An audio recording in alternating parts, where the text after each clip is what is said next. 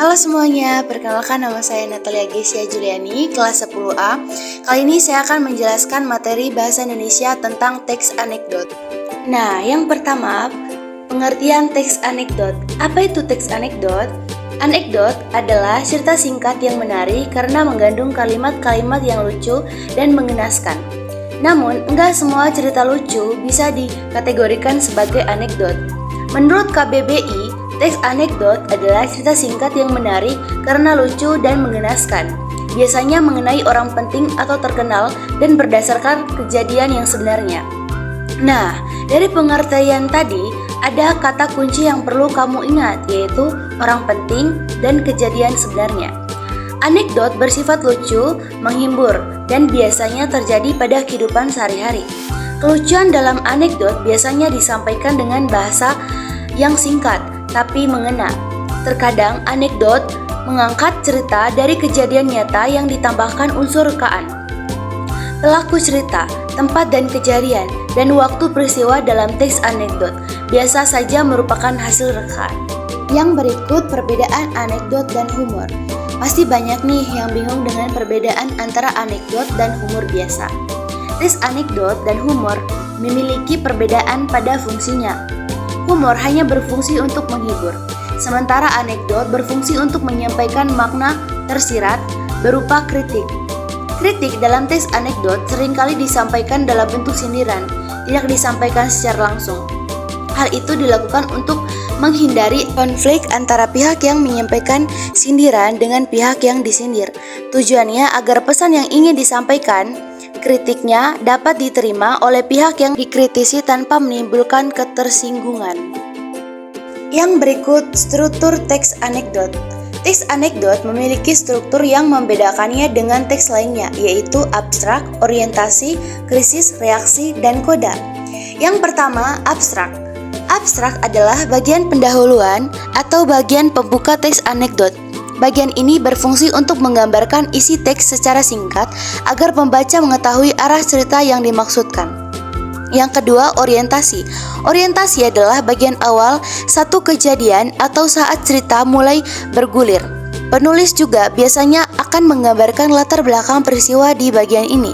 Orientasi memiliki peran penting untuk menjelaskan penyebab timbulnya krisis, konflik, atau masalah utama pada teks anekdot. Yang ketiga, krisis. Krisis adalah puncak cerita yang berisi konflik atau masalah yang terjadi pada karakter. Krisis juga dapat ditandai dengan adanya ketidakpuasan atau kejanggalan. Yang keempat, reaksi. Reaksi adalah respon atau reaksi yang dilakukan oleh karakter setelah mengalami krisis. Respon yang digambarkan biasa berupa sikap mencela atau menertawakan. Bagian ini juga seringkali memiliki efek kejutan atau tidak terduga. Yang kelima, koda. Koda adalah bagian penutup teks yang berisi amanat atau kritik. Namun, koda pada teks anekdot bersifat opsional atau biasa ada atau tidak.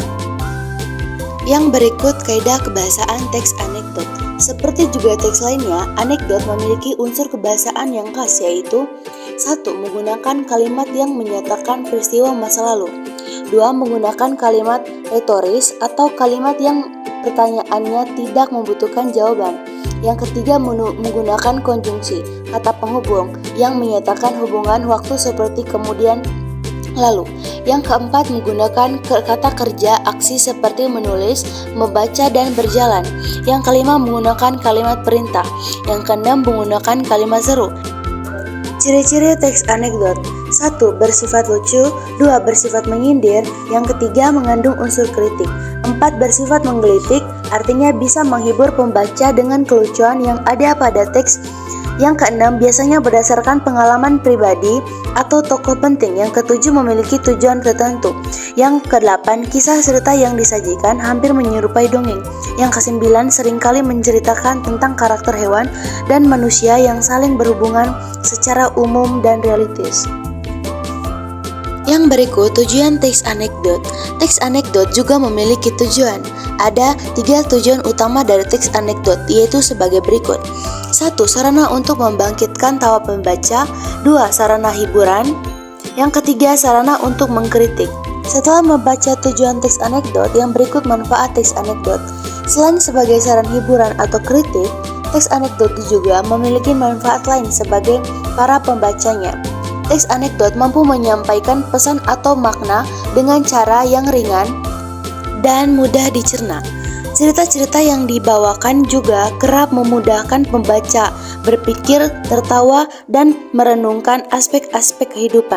Melalui teks anekdot, kamu juga bisa belajar cara menyampaikan kritik melalui cara yang lucu dan hibur, tanpa perlu menggunakan kalimat yang kasar dan menyakitkan. Sekian presentasi dari saya, maaf jika ada kesalahan. Terima kasih, thank you for watching.